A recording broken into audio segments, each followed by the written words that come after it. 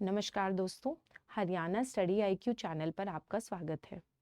जैसा कि आप सब जानते हैं कि हाल में ही जो हमारे प्रधानमंत्री जी हैं, वो 3 नेशन विजिट पर गए थे और जो ये 3 देशों के दौरे पर गए थे, उन्होंने इस दौरे की शुरुआत की थी एक छोटी सी कंट्री से, जो कि मिडल ईस्ट की एक छोटी सी कंट्री है जिसका नाम है जॉर्डन। तो बेसिकली इस वीडियो में हम ये जानेंगे कि हमारा जॉर्डन के साथ रिलेशन कैसा है और इसके साथ साथ जो आसपास की जियोपॉलिटिक्स है ना, हम उसे भी विस्तार से समझेंगे। राइट, तो सबसे पहले हम इसके टाइटल को देखते हैं कि इसका टाइटल है from Ellora to Petra, soft power to strategic power. तो देखिए, इलोरा और पेट्रा जो है ये 2 यूनेस्को वर्ल्ड हेरिटेज साइट्स हैं। इलोरा जो है वो इंडिया के महाराष्ट्र में केव्स हैं जो कि यूनेस्को की वर्ल्ड हेरिटेज साइट में इंक्लूडेड है। सेम वे जो पेट्रा है वो भी केव्स है, बट वो जॉर्डन की यूनेस्को वर्ल्ड हेरिटेज साइट में इंक्लूडेड है। तो बेसिकली इन दोनों के बीच में हमने एक ट्विन अग्रीमेंट साइन किया है कि हम इन दोनों को को डेवलप करेंगे और इंटरनेशनली इसे प्रमोट करेंगे ताकि हम टूरिज्म को प्रमोट कर सके। राइट, तो फ्रॉम इलोरा टू पेट्रा। अब देखिए 1950 में जब हमारे रिलेशन जॉर्डन के साथ शुरू हुए थे, तो हमने जॉर्डन के साथ बिल्कुल सॉफ्ट पावर डिप्लोमेसी के तहत कल्चरल एक्सचेंजेस किए थे। यानी जॉर्डन के साथ हमारे सिविलाइजेशनल जो रिलेशंस है ना वो काफ़ी अच्छे हैं। बट अगर मैं 2025 की बात करूं तो 2025 में जॉर्डन की सिग्निफिकेंस स्ट्रैटेजिकली बहुत ज़्यादा है। तो इस वीडियो में हम यही जानेंगे कि कैसे जो 1950 में सॉफ्ट पावर थी हमारे लिए, वो आज 2025 में कैसे एक स्ट्रैटेजिक पावर बन के उभरी है। राइट, तो ये सारी चर्चा जो है वो इस वीडियो में हम करने वाले हैं। देखिए, क्योंकि ये न्यूज़ में काफ़ी ज़्यादा हाईलाइटेड था, तो मैंने कुछ न्यूज़ आर्टिकल्स आपके सामने रखे हैं। जैसे जो जॉर्डन के क्राउन प्रिंस हैं, उन्होंने एक गुडविल जेस्चर में जो मोदी जी हैं उन्हें वो खुद ड्राइव करके जो यहाँ का लार्जेस्ट म्यूजियम है ना, वहाँ पर लेकर गए थे। इसके लिए न्यूज़पेपर में एक नई टर्म यूज़ हो रही है, दैट इज़ कार डिप्लोमेसी। कि कार डिप्लोमेसी के तहत वहाँ के जो क्राउन प्रिंस है, मतलब it's a kind of goodwill gesture from Jordan which has been shown to the people of India कि आप हमारे लिए बहुत इंपॉर्टेंट है। इतने इंपॉर्टेंट है कि वहाँ का जो क्राउन प्रिंस है वो खुद इंडिया के प्राइम मिनिस्टर को ड्राइव करके म्यूजियम तक लेकर गए थे। राइट, उसके बाद जो ये जो हमने ट्विन यूनेस्को साइट का जो अग्रीमेंट साइन किया है पेट्रा और इलोरा को डेवलप करने का, ये भी अपने आप में एक फर्स्ट ऑफ इट्स काइंड है। राइट, देन देखिए जो ये 2 डे विजिट है ना, इसको कंक्लूड किया गया था with the signing off 5 MOUs कि हम लोगों ने 5 अग्रीमेंट्स साइन किए हैं जहां पर हम लोग कोऑपरेट करेंगे। ठीक है, तो ये वो न्यूज़ आर्टिकल थे जिसके बारे में मैं आपको बताना चाहती थी। देखिए, कहीं भी शुरुआत करने से पहले राइट, सबसे पहले ना इस लोकेशन को समझ लेते हैं कि जॉर्डन कहाँ है। जैसे कि हम कह रहे हैं कि मिडल ईस्ट की एक छोटी सी कंट्री है। राइट, तो मिडल ईस्ट में तो हम हमेशा इंस्टेबिलिटी की बात करते हैं, सिविल वॉर की बात करते हैं, या फिर हम जो इजराइल और पैलेस्टीन के बीच में जो फिलहाल कॉन्फ्लिक्ट चल रहा है हम उसकी बात करते हैं। फिर भी इतनी सारे कॉन्फ्लिक्ट्स के बीच में हमारे जो फॉरेन एनालिस्ट है उन्होंने जॉर्डन को ही क्यों चुना। देखिए, सबसे पहली बात तो जॉर्डन का हमारे पास इनविटेशन आया हुआ था, उन्होंने हमें इनवाइट किया हुआ था। First thing was that. Another thing is कि जो जॉर्डन है ना वो रिलेटिवली एक स्टेबल कंट्री है। यहाँ पर एक स्टेबल कॉन्स्टिट्यूशनल मोनार्की है जो कि अपने आसपास की जो इंस्टेबिलिटी है उससे ज़्यादा इम्पैक्ट नहीं होती। और जो जॉर्डन की फॉरेन पॉलिसी है ना वो भी काफ़ी इंडिपेंडेंट है। जो जॉर्डन की फॉरेन पॉलिसी है उसमें आप मेजरली जो वेस्टर्न पार्ट्स है या फिर यूएसए है उनके इन्फ्लुएंसेस आपको ज़्यादा देखने को नहीं मिलेंगे। ठीक है, तो एक बार लोकेशन देख लेते हैं। देखिए, लोकेशन की बात करें तो जो जॉर्डन है, ये जो रेड कलर से मार्क किया हुआ है ये जॉर्डन है। राइट, तो जॉर्डन के नॉर्थ में है सीरिया। राइट, और इसके लेफ्ट में ये जो कंट्री है ना ये है इजराइल। तो इजराइल और पैलेस्टीन जो है वो जॉर्डन के वेस्ट में लाई करते हैं, राइट। और जॉर्डन के नॉर्थ में सीरिया है, जॉर्डन के ईस्ट में इराक है और सऊदी अरेबिया है। सो ये जो है जॉर्डन की लोकेशन है मिडिल ईस्ट में। तो देखिए मैं इसे बार बार ये क्यों बोल रही हूँ कि आसपास जो है काफ़ी इंस्टेबिलिटी है, फिर भी ये काफ़ी रिलेटिवली स्टेबल है। तो देखिए सीरिया में अगर आप न्यूज़पेपर फॉलो करते हैं ना तो आपको पता होगा कि कल या परसों की बात है कि यूएस ने सीरिया पे एयर स्ट्राइक्स की हैं कि यहाँ पर आईसिस का होल्ड है और आईसिस पर यूएस ने एयर स्ट्राइक्स की हैं अंडर द ऑपरेशन हॉक आई। यानी सीरिया में अभी भी सिविल वॉर की सिचुएशन बनी हुई है।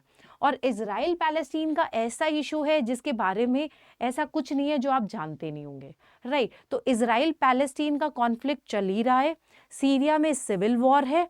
और रही बात इराक और सऊदी अरेबिया में, तो हम अच्छे से जानते हैं कि सऊदी अरेबिया और ईरान का जो कोल्ड वॉर फ्रंट है वो हमेशा ओपन रहता है, राइट। तो जो सऊदी अरेबिया है दैट इज सुन्नी डोमिनेटेड और ईरान जो है वो है शिया डोमिनेटेड। तो बेसिकली अगर हम अपनी फॉरेन पॉलिसी की बात करें कि हम मिडिल ईस्ट में अपनी फॉरेन पॉलिसी क्या मेंटेन करते हैं, हम बेसिकली 3 पिलर्स पे अपनी फॉरेन पॉलिसी को डिफाइन करते हैं। वो 3 पिलर्स कौन से हैं?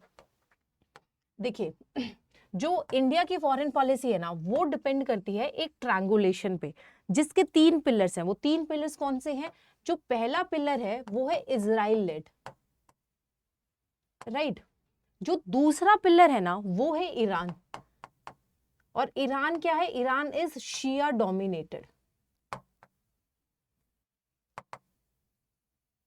राइट। और जो तीसरा पिलर है वो है सऊदी अरेबिया लेड,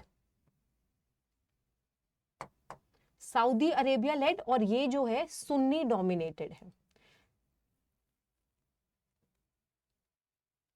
राइट। और हम इजराइल और पैलेस्टीन को हाइफनेट नहीं करते हैं, हम इनसे हमेशा इंडिविजुअल डील करते हैं, राइट। तो बेसिकली तीनों पिलर्स के साथ हम एक बैलेंस मेंटेन करके चलते हैं।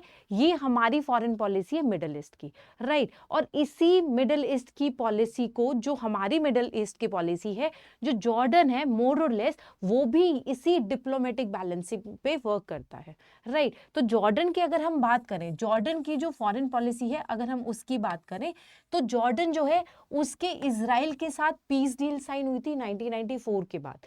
तब से इनके बीच में कोई अग्रेसिव स्टैंड नहीं है। मतलब जॉर्डन जो है इजराइल को लेके कोई एग्रेसिव स्टैंड नहीं रखता है।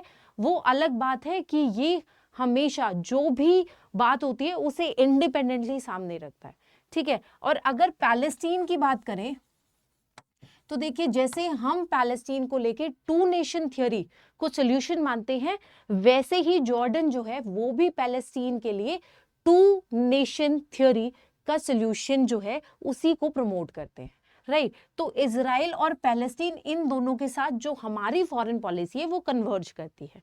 अब बात करते हैं ईरान और सऊदी अरेबिया की। तो जो जॉर्डन है वो भी इन दोनों के साथ इंडिपेंडेंटली एंगेज करता है, राइट। तो इनकी जो फॉरेन पॉलिसी है वो भी ईरान और सऊदी अरेबिया को लेकर एक इंडिपेंडेंट फॉरेन पॉलिसी है जो कि वेस्टर्न पावर्स और यूएस की जो पावर्स है उनसे इन्फ्लुएंस नहीं होती, राइट। तो एक बात ये समझते हैं कि ऐसा क्या है कि जो यूएस है, जो वेस्ट है, वो जॉर्डन में इंटरेस्टेड क्यों नहीं है?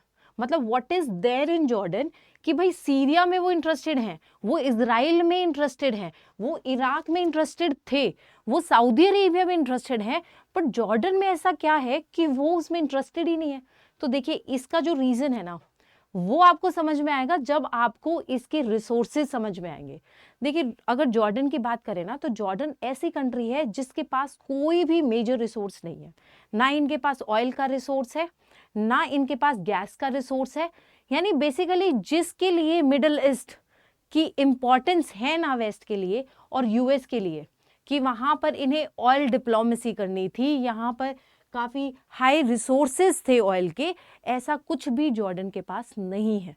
तो जो जॉर्डन के पास रिसोर्सेज नहीं है ना वही उसके लिए एक बून का काम किया है, एक वरदान का काम किया है कि कोई भी मेजर पावर जो भी थी उसका जॉर्डन में कभी इंटरेस्ट ही नहीं था, और क्योंकि कोई इंटरेस्ट नहीं था इसलिए किसी ने जॉर्डन को डिस्टर्ब नहीं किया। और यही रीजन है कि आज भी जॉर्डन जो है एक स्टेबल कॉन्स्टिट्यूशनल मोनार्की है। यहाँ पर मोर और लेस जो फॉरेन पॉलिसी है वो बहुत ही इंडिपेंडेंटली चलती आई है, राइट। और यही रीजन है कि जॉर्डन की जो क्रेडिबिलिटी है और लेजिटिमेसी है वो वर्ल्ड में बहुत हाई है, राइट। तो ये जो है जॉर्डन का बेसिक हो गया। बट एक और चीज समझ लेते हैं जॉर्डन के बेसिक्स में ही, वो इसका पॉपुलेशन डायनामिक्स यानी इसकी डेमोग्राफी। और समझ लो कि इसकी डेमोग्राफी की बात करें तो यहाँ लगभग 90% जो है वो सुन्नी डोमिनेटेड है, ठीक है। बट स्टिल यहाँ पर जो मेजर फैक्शंस का जो क्लैशेस है ना वो आपको इनकी कम्युनिटीज में देखने को नहीं मिलेंगे। और बेसिकली जो बची हुई 10% है, जैसे 90% तो ठीक है सुन्नी मुस्लिम डोमिनेटेड है, जो बचे हुए 10% है ना ये हैं मोस्टली अरब क्रिश्चियंस। इनफैक्ट जो ये एरिया है, जो ये इनस्टेबिलिटी वाला एरिया है इनके आसपास, उसके जो भी रिफ्यूजीज है ना वो अपना सेफ हेवन जो है वो जॉर्डन को मानते हैं। और जो जॉर्डन है ना वो मोर और लेस उसने लगभग बहुत सारे ऐसे रिफ्यूजीज हैं जिन्हें अपनी कंट्री में सेटल कर रखा है। तो ह्यूमैनिटेरियन पॉइंट ऑफ व्यू भी देखोगे तो जॉर्डन जो है वो बहुत ही नेक दिल वाली कंट्री है जिसने बहुत सारे रिफ्यूजीज को अपने अंदर अकोमोडेट कर रखा है। तो बेसिकली ये जो है वो वहां की डेमोग्राफी हो गई। तो ठीक है, इस बैकग्राउंड से अब हम इंडिया और जॉर्डन के जो टाइज हैं उन्हें डिस्कस करने वाले हैं। डिस्कशन शुरू करने से पहले ये मेरा टेलीग्राम चैनल है जहां से आप इस वीडियो की पीडीएफ और इनफैक्ट किसी भी वीडियो की पीडीएफ डाउनलोड कर सकते हैं। और अगर आपको कोई भी अपडेट्स चाहिए तो वो आपको यहां से मिल जाएंगे। एंड एक और अनाउंसमेंट है, वो ये है कि आरएम 16.0 ये जो बैच है ये शुरू हो चुका है। इसकी शुरुआत आज से ही हुई है 22 दिसंबर। अगर किसी को ज्वाइन करना है तो वो कर सकता है। और after the application of faculty code जो कि प्रीति लाइव है, उसके बाद जो इसकी कीमत होगी वो होगी, अगर आपको गोल्ड वाला लेना है तो इसकी कीमत होगी 11,999, और अगर प्लैटिनम वाला लेना है तो इसकी कीमत होगी 18,999, राइट। तो चलिए सबसे पहले हम देखते हैं कि जॉर्डन की हिस्ट्री क्या थी। देखिए अगर हम जॉर्डन की हिस्ट्री की बात करें ना तो हम वर्ल्ड वॉर 1 जो है उस टाइम की बात करते हैं कि वहां पर एक रिवोल्ट हुआ था, ठीक है। कौन सा रिवोल्ट हुआ था? ग्रेट अरब रिवोल्ट। ये हुआ था वर्ल्ड वॉर 1 के टाइम पे। तो फिर उसमें क्या हुआ कि जो ओटोमन सीरिया था ना उसको पार्टीशन कर दिया गया और उसके बाद एक नया कंट्री बनाया गया, एमिरात ऑफ ट्रांस जॉर्डन। ये कब हुआ था? ये 1921 में हुआ था। बट ये जो है ना ये ब्रिटिश के अंडर एज ए प्रोटेक्टरेट था, यानी ये पूरी तरीके से इंडिपेंडेंट नहीं था। इस पे जो कंट्रोल था ना वो इंग्लैंड का था, या फिर ये कहिए कि ये ब्रिटिश प्रोटेक्टरेट था, राइट। फिर 1946 में क्या होता है? 1946 में इसे इंडिपेंडेंस मिल जाती है और इसका जो ऑफिशियल नाम होता है वो होता है हाशिमाइट किंगडम ऑफ जॉर्डन। और यही इसका आज भी नाम है, जो आज नाम है ना जॉर्डन का, it is not Jordan only, it is Hashemite kingdom of Jordan, right. उसके बाद देखिए क्या हुआ कि मैंने एक बार ना थोड़ा सा ब्रीफ हिस्ट्री मैंने इजराइल और जॉर्डन की भी दी है, कि ऐसा नहीं है कि इनके बीच में कभी कोई क्लैश नहीं हुए, बल्कि जब स्टार्टिंग हुई थी ना 1948 में, तो 1948 में जो वेस्ट बैंक है ना, तो जॉर्डन वेस्ट बैंक को क्लेम करता था, ठीक है। तो इसलिए 1948 में उसने वेस्ट बैंक को कैप्चर कर लिया था अनेक्स करके, ठीक है। ये कब हुआ था? 1948 का जो पैलेस्टीन वॉर था ना उससे। तो यानी 1948 से 1967 तक, जब तक 1967 में इजराइल ने क्या किया था कि जो वो वॉर हुआ था जिसमें सारे नेशंस एक तरफ हो गए थे, इजराइल एक तरफ था, तो इजराइल जीत गया था और उसने जॉर्डन से वेस्ट बैंक को छीन लिया था। तो 1948 से लेके 1967 तक ये जो पीरियड है ना, उस पीरियड में जो वेस्ट बैंक है it was under the control of Jordan, right. अब 1967 के बाद क्या होता है, 1967 के बाद 1988 में क्या हुआ था, 1988 में जॉर्डन ने अपना जो क्लेम है उसे रिनाउंस कर दिया। और किसके नाम पे रिनाउंस किया, उसने पैलेस्टीन के नाम पे रिनाउंस किया कि जो वेस्ट बैंक है वो पैलेस्टीन को बिलोंग करता है, राइट। ये 1988 में हुआ था और फाइनली यूएस ने ब्रोकर करके जॉर्डन और इजराइल के बीच में एक पीस अग्रीमेंट साइन करवाया, जो कि पीस ट्रीटी साइन हुई थी 1994 में। तो बेसिकली 1994 से लेकर आज तक दोनों के जो रिलेशन है वो ऑलमोस्ट पॉलिटिकली स्टेबल है, राइट, कि इनके बीच में कोई भी ऐसा खास अग्रेशन नहीं हुआ। बट हाँ, ये बात है कि जॉर्डन जो है इजराइल के किसी भी एक्ट को क्रिटिसाइज भी करता है, और इन केस मतलब इजराइल और पैलेस्टीन के बीच में जब भी होता है तो जॉर्डन का जो टिप्पणी होती है ना वो काफ़ी फेयर होती है। और it also support to nation theory, कि जैसे हम लोग सपोर्ट करते हैं ना कि पैलेस्टीन अलग कंट्री बनना चाहिए, अलग नेशन बनना चाहिए, ऑन द सेम लाइंस जो जॉर्डन है वो भी पैलेस्टीन को एक अलग कंट्री की तरह प्रोजेक्ट करता है। तो बेसिकली अगर मैं ओवरऑल रिलेशन की बात करूं तो इजराइल और जॉर्डन के रिलेशन जो है compare to other Arab nations they are relatively stable, right. So this is the history of Jordan. अब हम देखते हैं कि जॉर्डन की strategic location, Jordan strategic location जो कि इंडिया के लिए लेवेंट का गेटवे है। लेवेंट जो टर्म है ना वो यूज होती है जो हमारे मिडिल ईस्ट की कंट्रीज हैं और जो मेडिटेरेनियन से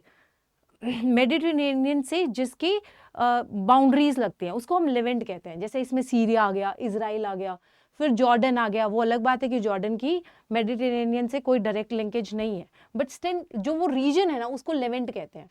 इसमें जैसे इजराइल आ गया, लेबनान आ गया, सीरिया आ गया, जॉर्डन आ गया, तो इस वाला जो रीजन है ना इसका गेटवे जो है उसे जॉर्डन को माना जाता है, ठीक है। तो इसकी स्ट्रेटेजिक लोकेशन की बात करें तो इसके जैसे कि हमने शुरू में ही बात किया ना, इजराइल, सऊदी अरेबिया, इराक और सीरिया इनके ये बीच में है, राइट। और अगर कनेक्टिविटी की बात करें ना तो जो रेड सी के जो ट्रेड रूट है ना उसके साथ भी प्रॉक्सिमिटी है, ये उसके भी पास में है। तो बेसिकली जो जॉर्डन है ना ये एक डिप्लोमेटिक ब्रिज का काम करता है। It act as diplomatic bridge in West Asian geopolitics where it enables balancing ties with Israel on one side, Arab states on another, और तीसरी तरफ Iran, without entrapment in sectarian divisions. यानी देखिए जो वहां पे सेक्टर्स बने हुए हैं, सेक्ट्स बने हुए हैं, सेक्ट बेस्ड डिविजन्स हो रखी है कि एक तरफ सुन्नी वर्ल्ड है, एक तरफ शिया वर्ल्ड है और तीसरी तरफ इजराइल है। तो आप तीनों के साथ प्रॉपरली एंगेज कर सकते हो बिना किसी सेक्टेरियन डिवीजन का पार्ट बने हुए, राइट। तो इसमें जो जॉर्डन की भूमिका है ना वो बहुत इंपॉर्टेंट है, राइट। तो उसकी अगर जियो स्ट्रेटेजिक लोकेशन की बात करें तो जियो स्ट्रेटेजिकली वो रेड सी के पास है, लेवेंट के साथ हमें एंगेज करने में मदद करता है, और जो हमारी बैलेंसिंग फॉरेन पॉलिसी है, डिप्लोमेटिक फॉरेन पॉलिसी है, उसमें एक डिप्लोमेटिक ब्रिज का काम करता है, राइट। तो ये हो गई जियो स्ट्रैटेजिक लोकेशन ऑफ जॉर्डन। अब हम देखते हैं कि इंडिया और जॉर्डन में कौन कौन से पॉइंट ऑफ कन्वर्जेंसेस हैं, कि हमारी जो कन्वर्जेंस है वो कहाँ कहाँ पर है। तो देखिए सबसे पहला तो जो हमारी स्ट्रैटेजिक ऑटोनॉमी की पॉलिसी है जिसके बारे में मैं बहुत बार डिस्कस कर चुकी हूँ, तो सबसे पहला पॉइंट ऑफ कन्वर्जन हमारी जो पॉलिसी ऑफ स्ट्रैटेजिक ऑटोनॉमी है वही हो गई, राइट। उसके बाद काउंटर टेररिज्म कन्वर्जेंस, कि जो जॉर्डन है वो भी टेररिज्म के खिलाफ है, इसलिए जो हमारे काउंटर टेररिज्म के ऑपरेशंस होते हैं उसमें जॉर्डन हमारी बहुत मदद करता है। कैसे मदद करता है? मदद करता है इंटेलिजेंस शेयर करके, राइट। और अगर कोई आइडियोलॉजिकल स्टैंड है ना तो वो हमेशा नॉन अग्रेसिव आइडियोलॉजिकल स्टैंड लेता है। इनफैक्ट अगर आप जॉर्डन की प्लेसिंग देखोगे ना तो जॉर्डन जो है काफ़ी सारी ऐसी बॉडीज़ हैं जिनका मेंबर है, जैसे कि OIC।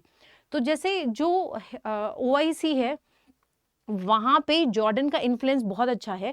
तो दैट्स द रीज़न कि जब हम कोई स्टैंड लेते हैं, जैसे कश्मीर में हमने जब 2019 में JNK का 370 आर्टिकल हटाया, तो उस समय हमें वेस्टर्न वर्ल्ड का थोड़ा सा सपोर्ट चाहिए था, राइट। तो उस टाइम पे जॉर्डन ने हमारे लिए स्टैंड लेके मतलब अपनी जो वर्थ है ना उसे प्रूव किया था, राइट। तो इन दैट केस जो हमारे काउंटर टेररिज्म के ऑपरेशंस होते हैं उसमें भी हमें, जैसे ऑपरेशन सिंदूर हुआ था, राइट, तो that was a counter terrorism operation of us, right. तो ऐसे जो भी ऑपरेशंस होते हैं ना उसमें जो जॉर्डन का इन्फ्लुएंस है ना OIC में या फिर जो भी अरब की जो इंस्टीट्यूशंस हैं उनमें हम उनके इन्फ्लुएंस की वजह से हम अपनी लेजिटिमेसी को डिराइव कर सकते हैं, राइट।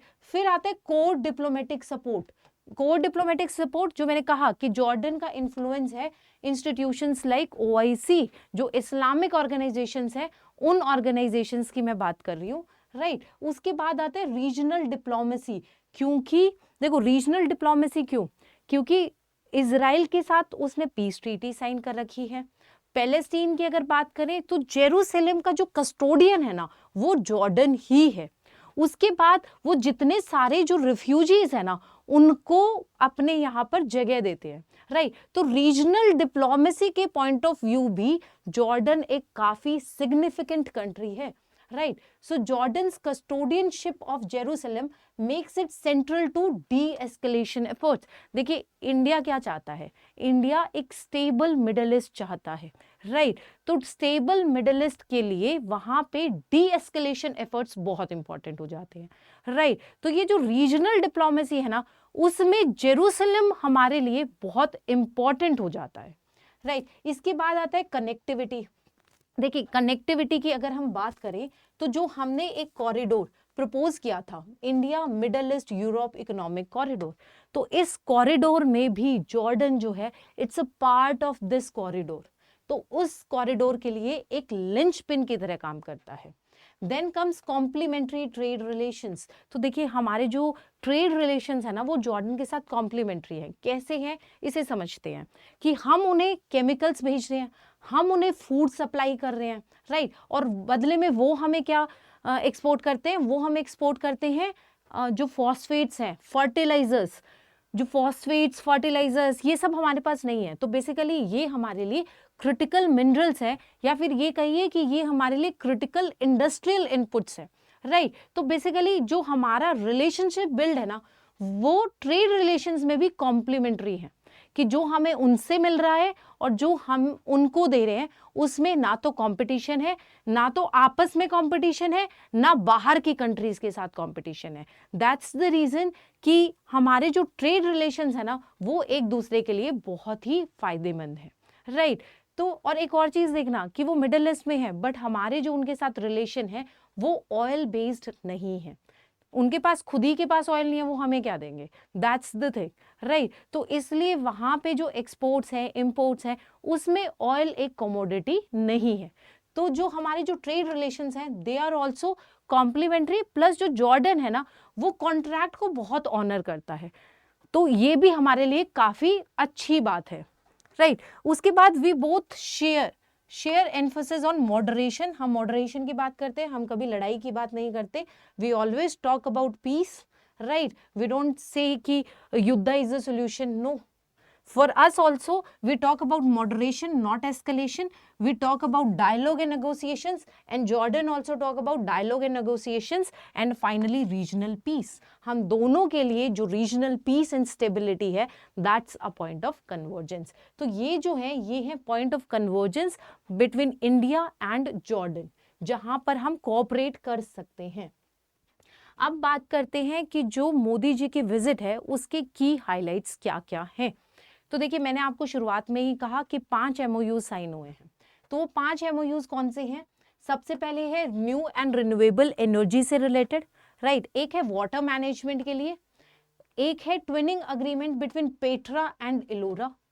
उसके बाद हम अपने जो कल्चरल एक्सचेंज प्रोग्राम है ना उसको रिन्यू करना चाहते हैं फ्रॉम 2025 टू 2029, राइट। फिर उसके बाद जो सक्सेसफुल डिजिटल सॉल्यूशंस हमने इंडिया में इम्प्लीमेंट किए हैं ना, उनकी फील्ड में भी हम एक लेटर ऑफ इंटेंट हमने साइन किया है कि हम डिजिटल इंटीग्रेशन में कोऑपरेट करेंगे, राइट। जो हमारी यूपीआई में सक्सेस है ना, हम उसे जॉर्डन के साथ शेयर करेंगे ताकि there will be digital integration between India and Jordan. So basically ये 5 MOUs हैं जो इंडिया और जॉर्डन में इस मीटिंग के दौरान साइन किए गए थे।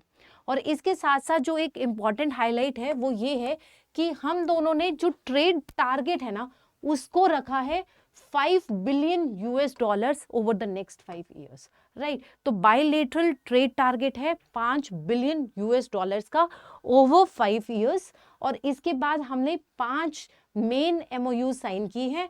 कहाँ कहाँ पे की है? एक रिन्यूएबल एनर्जी के लिए, एक वाटर रिसोर्स मैनेजमेंट के लिए, एक पेट्रा और इलोरा का twinning agreement, then comes cultural exchange programme और फाइनली डिजिटल इंटीग्रेशन के लिए। सो ये जो है ये है की highlights of the visit, right. इसके बाद हम लोग देखते हैं कि वे फॉरवर्ड क्या है। वे फॉरवर्ड यही है कि हम स्ट्रैटेजिक और इकोनॉमिक डीपनिंग करना चाहते हैं। हम जो हमारे इकोनॉमिक एंगेजमेंट है उसे डाइवर्सिफाई करना चाहते हैं बियॉन्ड जस्ट ट्रेड, यानी ट्रेड के आगे हम लोग कल्चरल एक्सचेंज को देख रहे हैं, हम टेक्नोलॉजी ट्रांसफ़र को देख रहे हैं, हम एक दूसरे के जो साइट्स हैं उन्हें को डेवलप करना चाहते हैं, राइट। तो बेसिकली हम लोग चाहते हैं कि हम अपने इकोनॉमिक एंगेजमेंट को डाइवर्सिफाई करें, राइट। उसके बाद हम डिफेंस और सिक्योरिटी डायलॉग को एनहांस करना चाहते हैं और we also want to leverage Jordan's regional role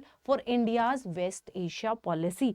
जो जॉर्डन की वेस्ट एशिया पॉलिसी है हम उसे इंडियन इंटरेस्ट में लेवरेज करना चाहते हैं। सो this is all about India and Jordan, right. So with this I end this video. Thank you. Namaste.